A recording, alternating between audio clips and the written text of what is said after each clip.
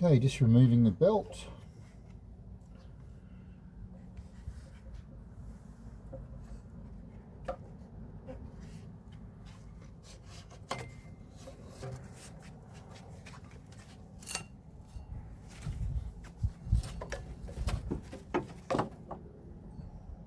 There we go.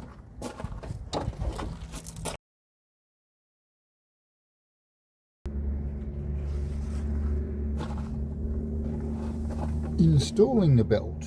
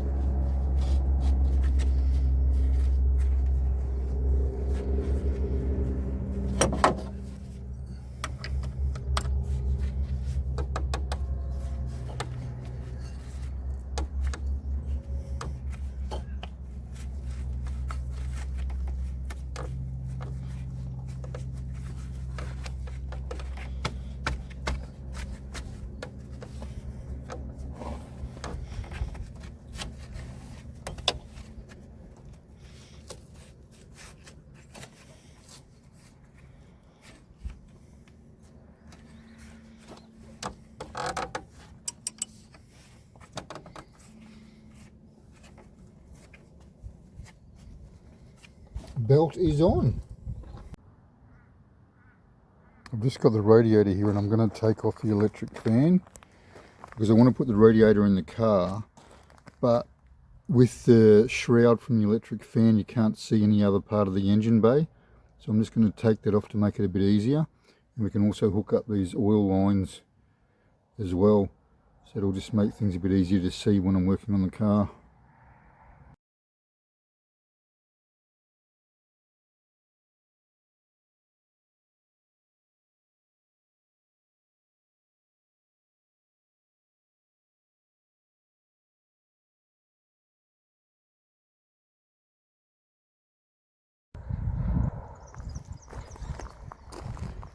Alright, I'm going to try to swap out, so that goes to the heater core, and it's all spliced in and changed to actually make the heater hose run to the LPG system. So I'm going to try and get rid of all that and take the standard setup of this car, which is just really 1-2 hoses into the heater box. So just to simplify it and really get rid of that gas conversion with the heater hose lines, and just try and get it back to normal non-LPG and have it how I guess it was just for the petrol engine. So we'll give that a go. Right, this is the one that comes out of the engine, so we'll just remove that one first.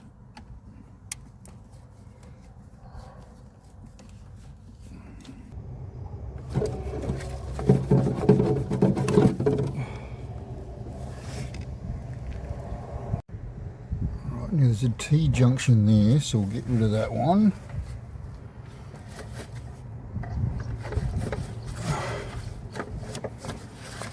Alright, so that one's off. Right, so this line here goes to the LPG system. The other one's still attached there, but it's hard to bolt around the other side. There's a T-piece here again, so I'll just disconnect that.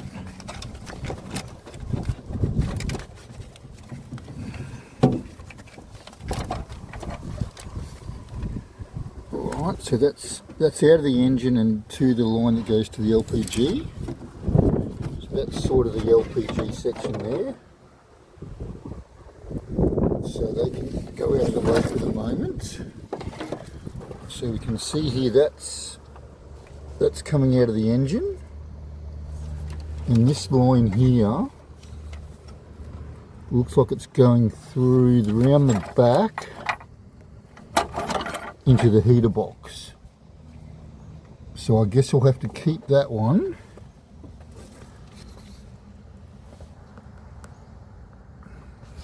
So this one, yeah, it's a bit of a, there's pipes everywhere in here. I just need to investigate this a bit more.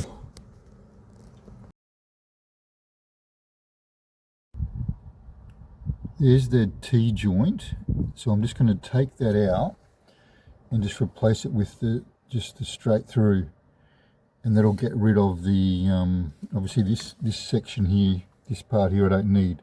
I just need the line going straight through and not have that cross section coming out. So that's why I'll just use a straight one, and that should fix that first problem. So give me a couple of secs, I'll do that. So just a matter of removing this.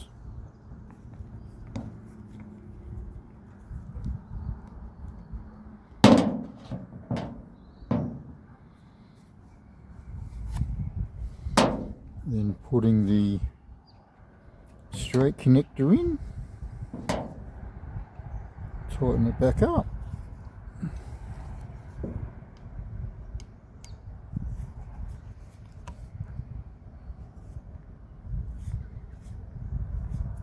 Nice and snug, and I'll do the same on the car. So the straight through applied, and yeah, that's the one I took out. So it was the T-piece. So just basically I've put, yeah, straight through, one through, and got rid of the T. So that's that one done. I originally took off the whole piping off the donor car, but it took so long to get it all off. It's very hard to get to around the back, and also to get the heater hoses off. So I've just made the decision just to splice it in. It's going to save me a lot of time and hassles and swearing. And now I've just got to do the bottom one now. So this one here just doesn't have enough length to reach up to the engine. So I've just got to splice it through there, and add this end piece up to the into the engine. Now I'm just going to splice, I'll cut it through here, and then splice a longer piece of pipe coming this way. I've changed my mind. Instead of splicing it through here, I'm just going to pick up the pipe, and it just has enough reach to actually go on. So I'm just going to put it on there, clamp it, fill it up with fluids, and obviously, yeah, hopefully there's no leaks. If I need to splice it again later, I'll just do that, but that's a way easier fix just for now. A bit hard to see in there, but it's all back together. So they go into, one goes around to the back of the engine. The other two lines will go into the heater box. Then it goes through that junction there, and then that line I've just sort of stretched, and that's hooked into the engine. Right, I'll put some water in.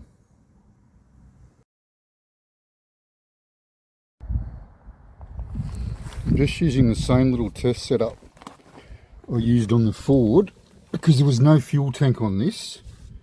So I've got the sender unit, just a little bucket of petrol, and an extended return line. So I'll just dunk that in.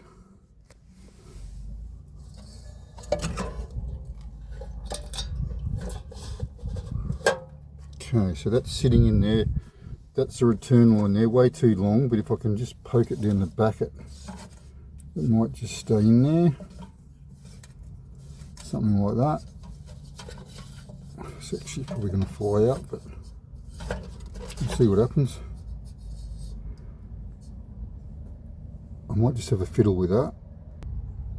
Yeah, I just jammed it around the back, so that should hold it in a bit better.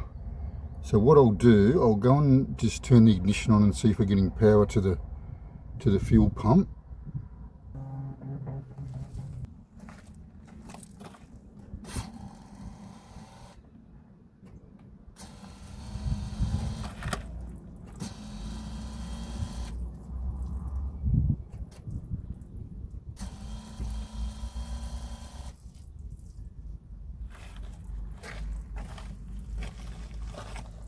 Yes, I think we did. Alright, I've got lights on the dash. So I got power. Seems as though the fuel pump has worked. Whether or not it's going to send enough fuel through. Car's beeping at me. But I don't know, let's try the key. Where is it? Down here.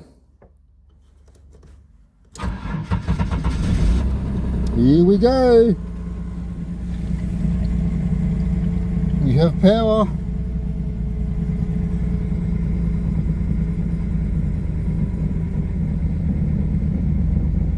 Well, let's hop out and have a look.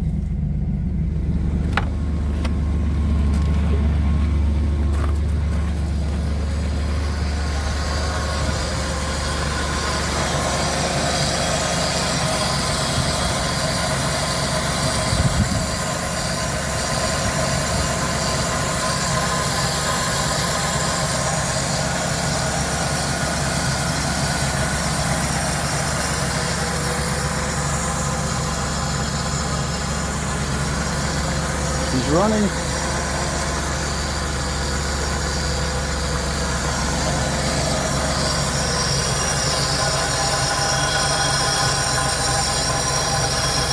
Sucking a lot of air.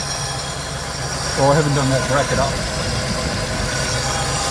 Or that one either.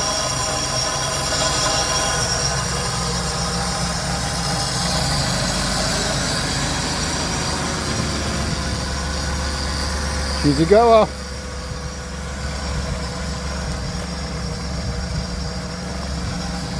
Next step, we'll be putting the fuel tank back on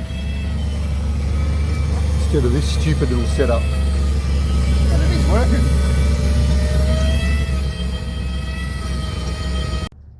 That's why it stopped. The return hose clamp come off and was dumping fuel on the ground, and it just ran out. That's better.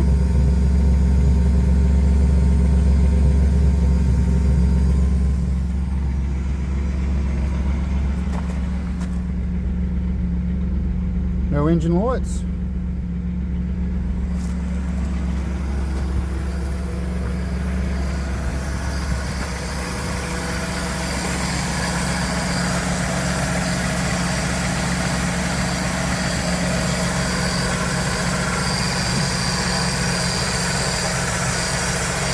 So let's let it warm up for a little bit.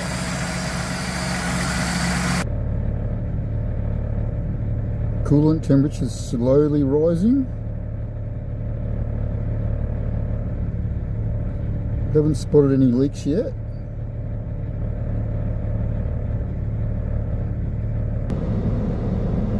Still no engine lights. Just fuel, because obviously we haven't got a fuel tank hooked up. Coolant still rising. Nice and slow.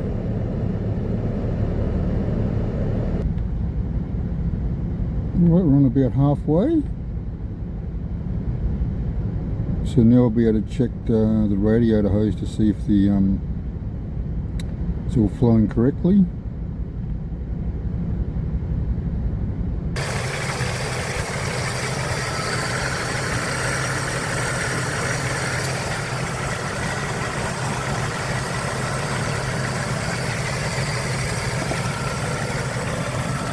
Yep, all looks good. Everything's hot.